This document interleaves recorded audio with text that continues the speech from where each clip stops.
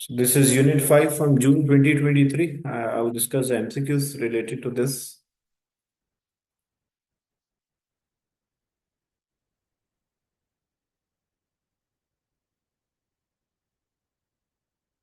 So in the first question, which is related to the fate of the universe,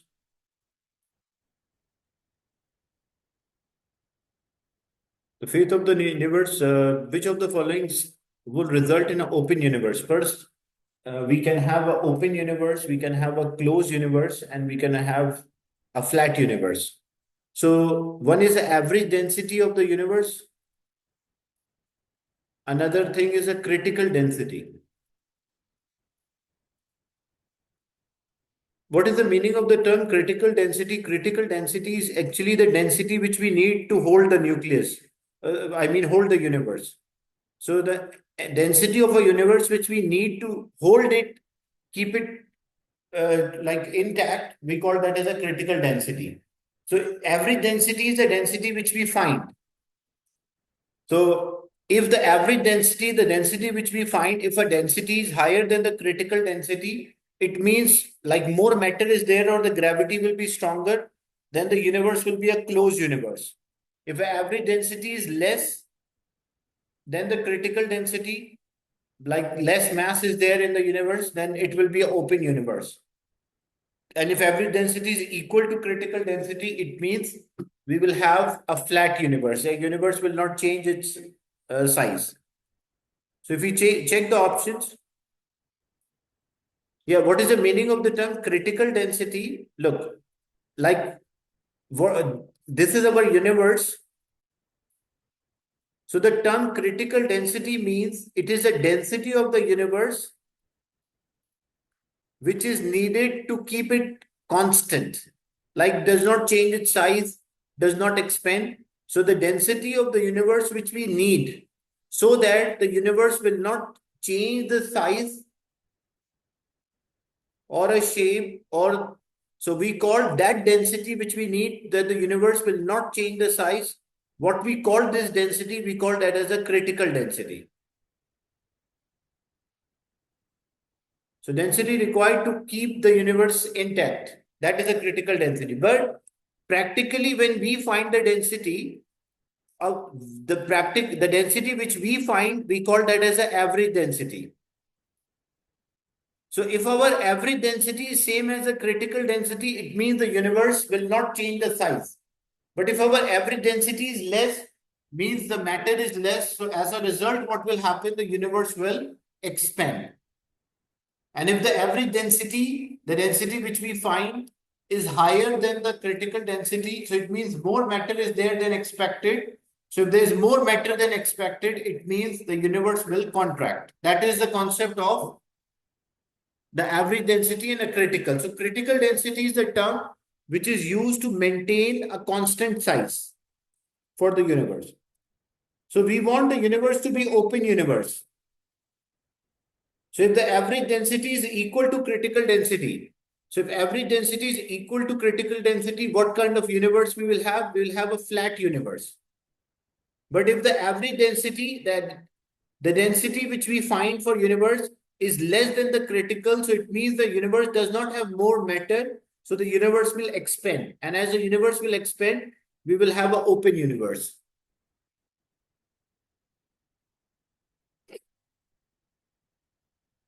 Is it clear? And C and D are totally wrong because we never compare the mass, we compare the density. Mass is not the comparison property, density is compared. So C and D are does not making sense. And if it was a closed universe, then the average density would be greater than the critical density.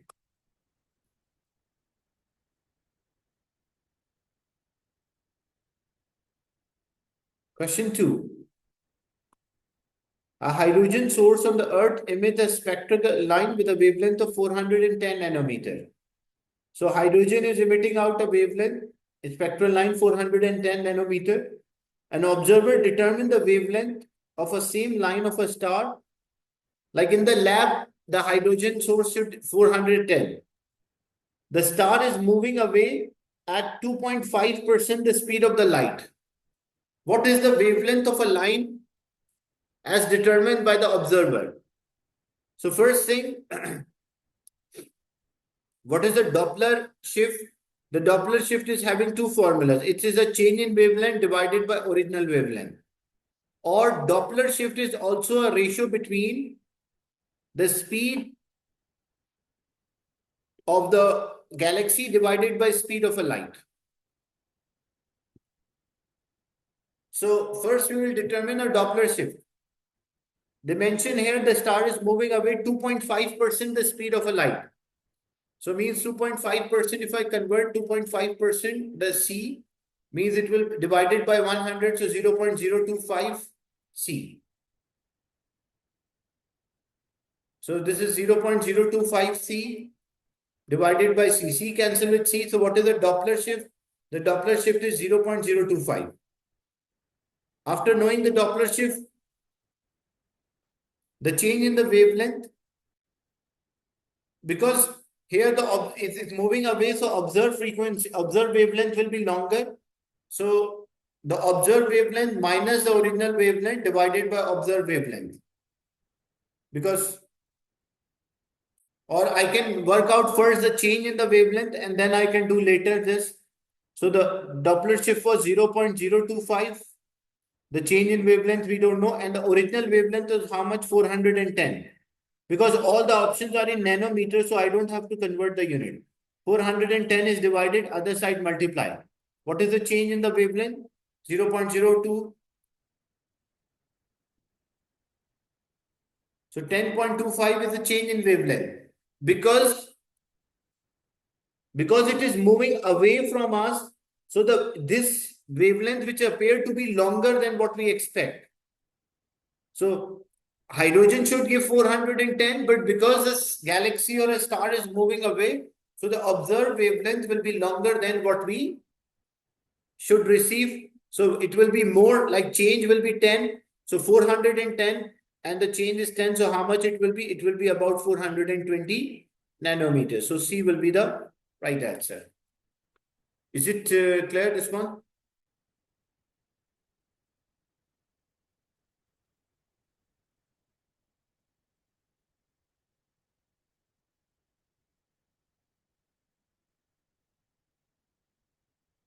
If it is moving towards, yes, we will subtract that. That's right.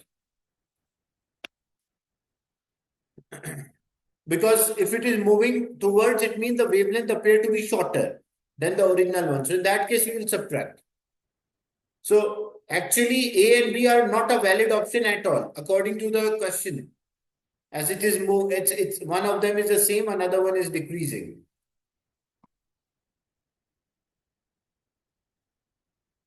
In part 3, which is about the distance of a star determined by trigonometric parallax. What is the trigonometric parallax? What we do, like example, if this is a sun and here is the earth, we observe the star related to the background star. Like we observe this star relative to the background star, we observe this. The distance between the earth and the sun is known. So this is the sun and earth, which is one astronomical unit. And after a 6-month duration, after a 6-month duration, we determine this. This D is known, like D is the distance, the orbit, the radius of the earth orbit, that is known. And we determine for 6 months this angle, and this angle for a 6-month divided by 2. Like if we call this total is phi, the total angle is phi. If this total angle was phi, so it will be phi divided by 2, we'll get the theta. Theta will be this angle. So what we can do, we can determine the distance of this star from the earth by using a trigonometric parallax. Like we'll have this is R, this is a theta, and this is D. So we have the perpendicular is there, and we have the base is there.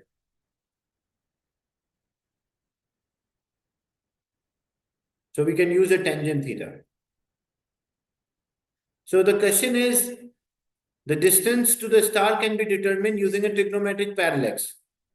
Star X is the twice parallax angle as y. What does it mean? Means if we compare like star x is twice angle.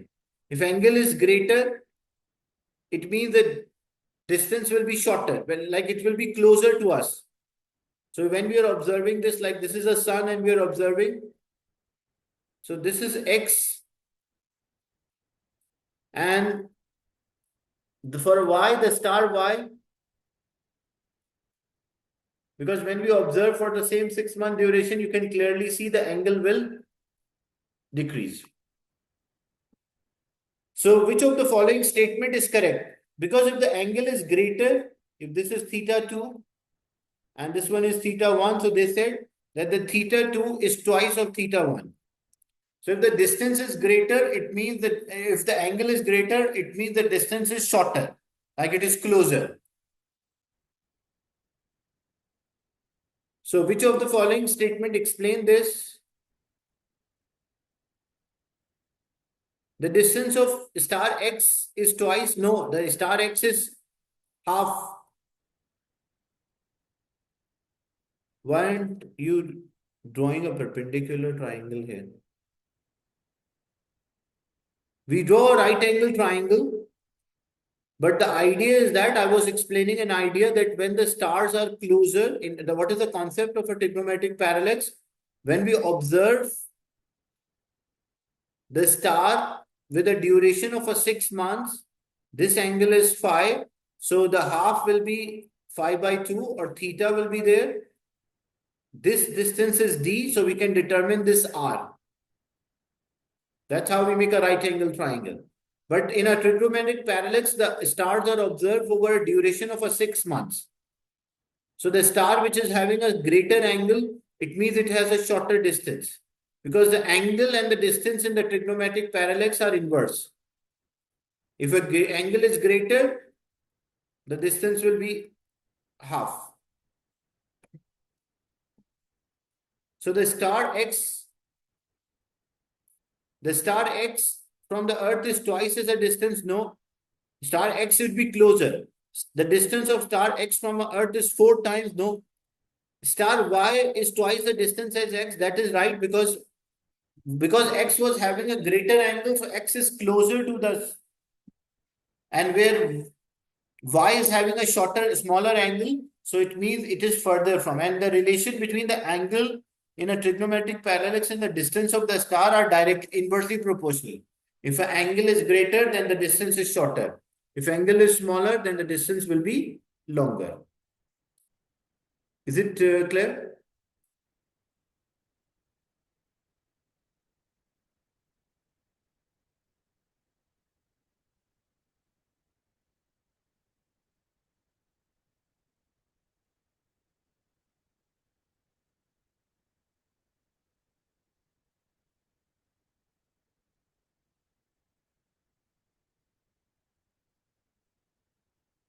In question 4, the satellite of a mass m is on the Earth's surface.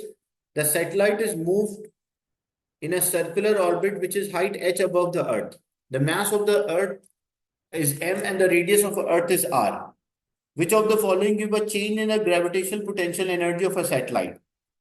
Because when the value changes for a gravitation value of a g, because the question in which the value of the g changes as it is on the Earth, and then it moves to certain place, the value of the g is not same.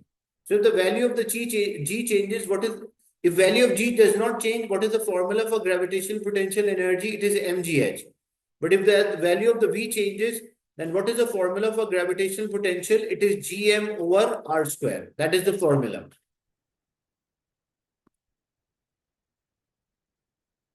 Gm over r, not square. That is the formula when it changes. That is a formula for potential, okay? And if I need gravitational potential, this is a formula, like just recall the idea. If I have any object is there of mass m, any small object is there of mass m, and this is the Earth is there of mass m. So if I want the potential for this object, like if I move from here till this point, what is the potential for this point? The formula for potential is G M, like the mass of an object, divided by R, where R is a distance. If it is on the surface, the distance will be the radius, but it is above the surface. So in that case, the distance will be the radius plus the height. And the potential here is how much? The potential here is how much? It will be G small m over R plus H. And if I need the change in the potential, if I need a change in potential, what I will do? I will just subtract the two. So it will be Gm over R minus Gm over R plus H. But if I need the potential energy, this is a potential, there's a difference between a potential and energy. If I need the potential energy, then what I will do? I will multiply by the mass as well, the object which we are moving. So just recall the idea. The concept is that for a potential is what? If I have an object of mass, if I have a planet is there of mass m, and any object is there on the surface of the planet, G is a gravitational constant, m is the mass of the planet, and R is the distance. So if I need the potential at this point, the potential at this point is given by a formula, the G gravitational constant, m is the mass, and R is the distance. And a negative sign shows that it is always attractive, like it will always try to attract.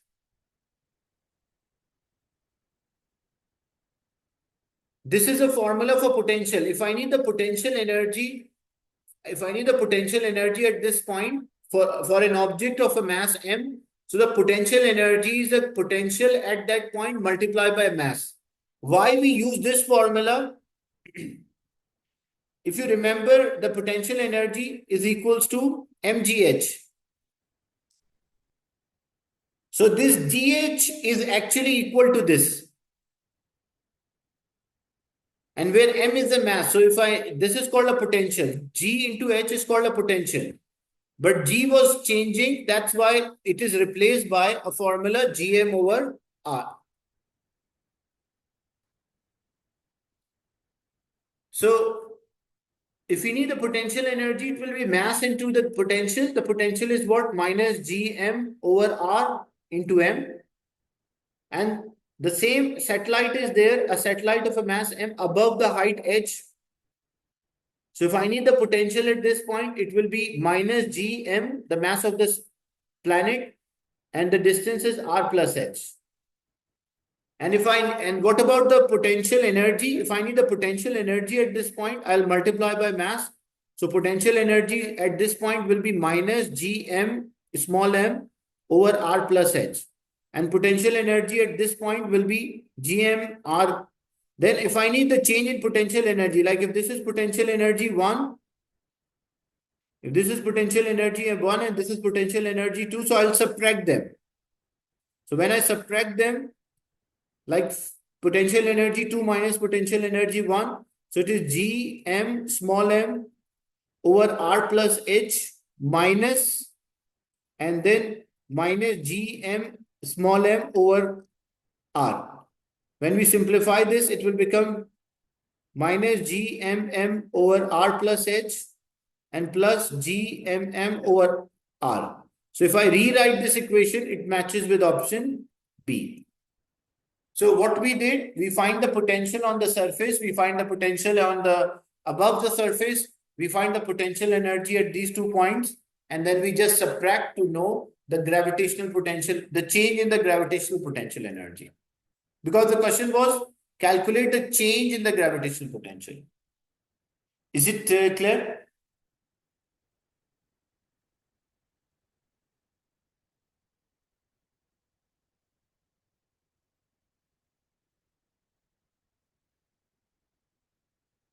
Question 5, the measurement related to the distant galaxy may be used to determine the value of Hubble's constant. Which of the following 2 measurements are related to the distance galaxy must be used? If I need the Hubble constant, Hubble constant is a relation between the ratio between the speed at which the galaxy is moving and the distance of the galaxy. So I need the speed and I need a distance. So distance from the Earth and the speed, recession speed I need. Because if I take the ratio of the two, I'll get the value for the Hubble's constant.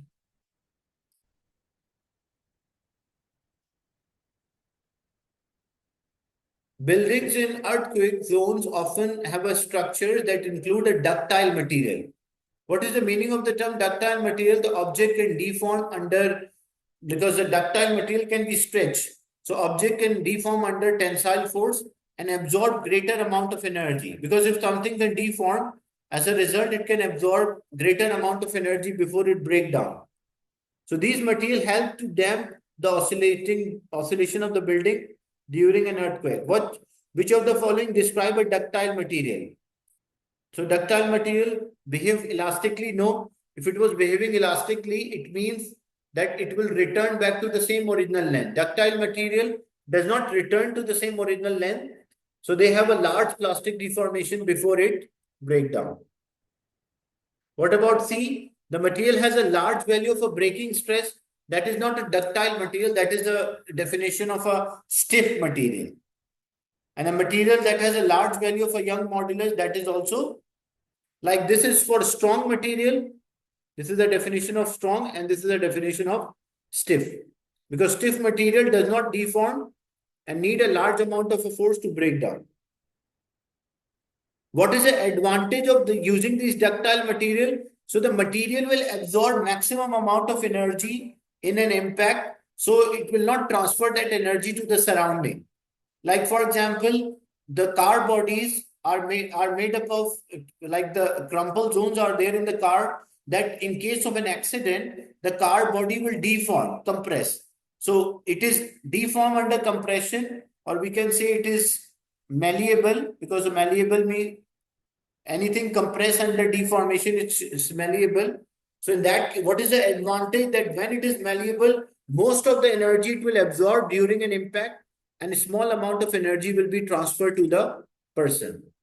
So the earthquake buildings, they all have a ductile material, proof buildings, so that it will not deform under the extension or tensile force.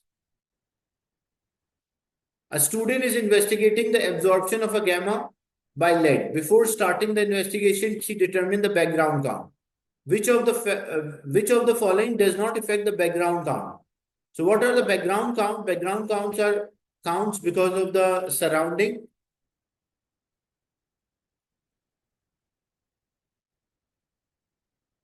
So which will not affect the background count?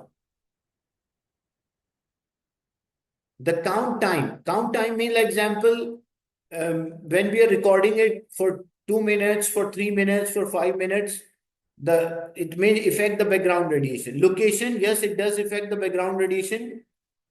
Type of a detector can, but temperature, because radioactivity is the spontaneous process. Spontaneous process does not affect the, like, it is not triggered by temperature, pressure, or changing the state. So the time for which we are recording, like if I'm recording for a longer duration of a time, it may affect the background radiation. If I'm using type of the detector, that may affect the background, because some detector can record gamma radiation, some can record only alpha, some can record beta. So that may affect the background radiation. But the temperature, because temperature cannot affect the radioactivity, so as a result, it won't affect the background radiation as well. Is it clear? Question 7.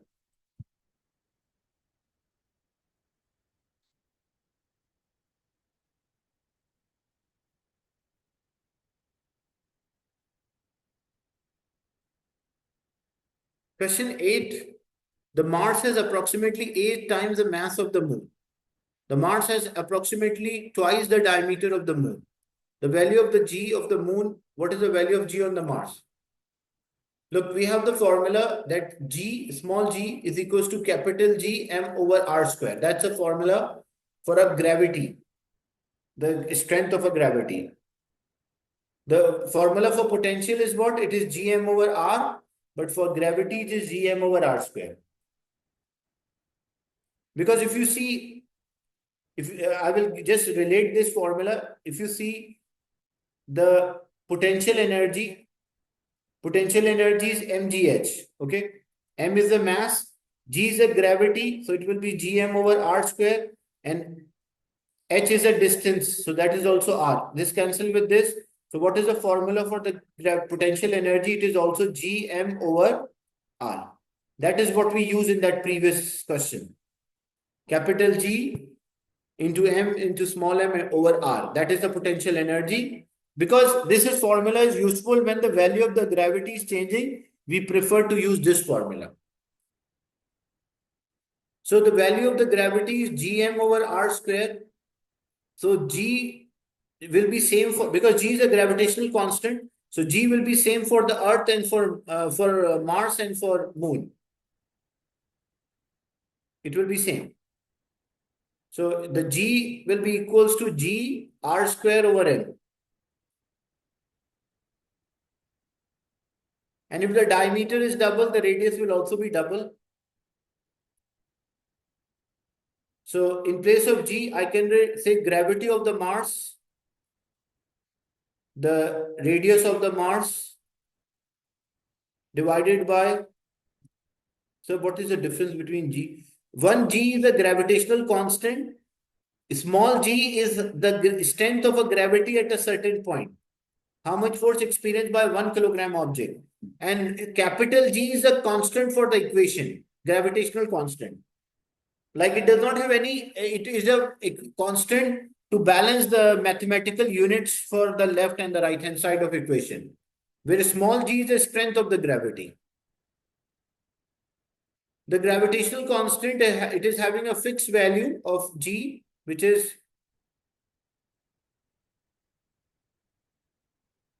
capital G has a fixed value, 6.67 exponent minus 11.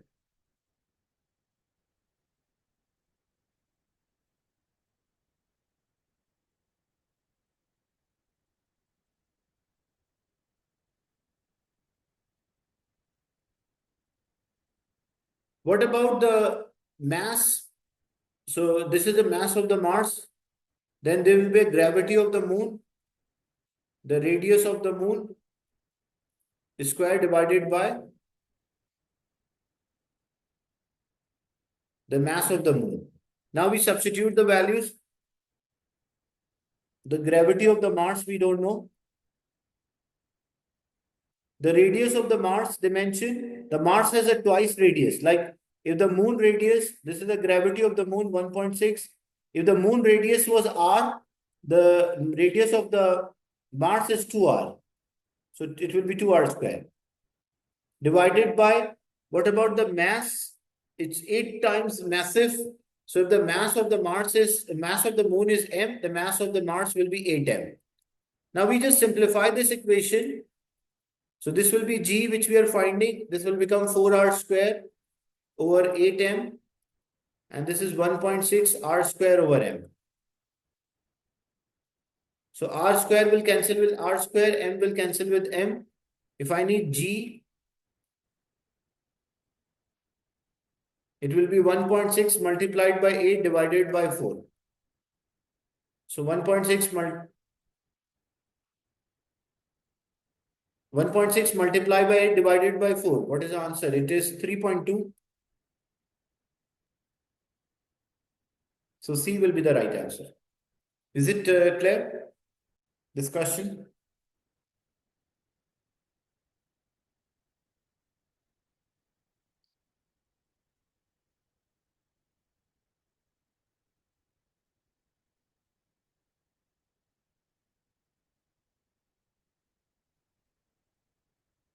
Then we have question 9. Two gas cylinders have the same volume.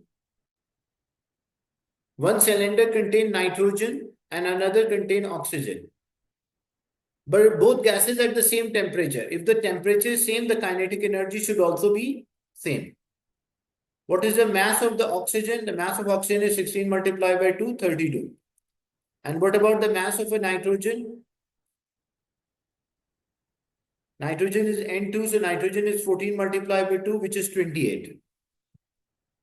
So The kinetic energy will be same because it is at same temperature. The gas which is having the particle have a more mass, so the particle will move slower because kinetic energy to be same, it is half mv square. Where it will be half mv square for this, so the mass is less, so the particles are moving faster. So nitrogen particles are moving faster as compared to that of oxygen molecules or oxygen particles. The question is, which of the following statement is not correct? Each cylinder contains the same number of molecules. They mention that the two gas cylinder have the same volume. So, and one cylinder contain nitrogen, another contain. So, they will occupy the same space. So, yes, this will be true in terms of the volume, because if the pressure is same and the volume is same and the temperature is also same, so it means they should have the same number of the particles. How I conclude that same number of the particle? According to a general gas equation, PV is equals to nRT. So pressure is same, volume is same, temperature is same. So N should also be same, because I need R, like all the factors are same. So the number of moles should also be same. I'll get the same answer for N for both oxygen and nitrogen. So I mean, this is the right statement. The average molecular kinetic energy will be same because the kinetic energy is directly proportional to temperature. So if they have the same temperature, they will have the same kinetic energy. That's also true. This also true. Then what about C? The density of the gas is same in each. Now, density depends on, like, density is mass in a unit volume. As we know, mass of the oxygen is more, so its density will be greater as compared to that of volume is same. But the mass of oxygen is more than the, so if oxygen mass is greater, the molecules of oxygen have greater mass, so they should also have a same greater density. The density will not be same. Internal energy depends on the kinetic plus potential. The volume is same, so the potential is same, temperature is same, so kinetic is same. So when we add, we'll get the same internal energy for both of them. Is it clear, this question? So the density is not same for each cylinder because the mass of the gas is not same.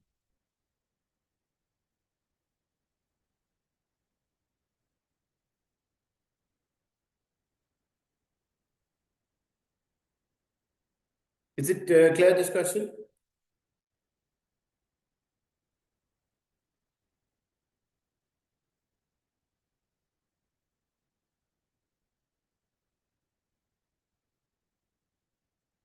The next we have question 10. Okay.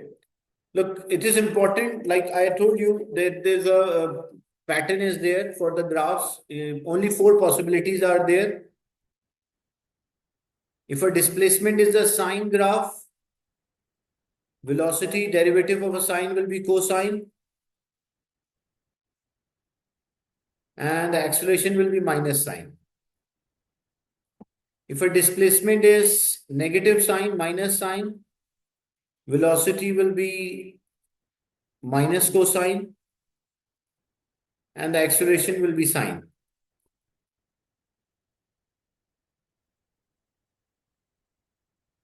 If a displacement is cosine, velocity will be sine, minus sine, and acceleration will be minus cosine. If a displacement is negative cosine,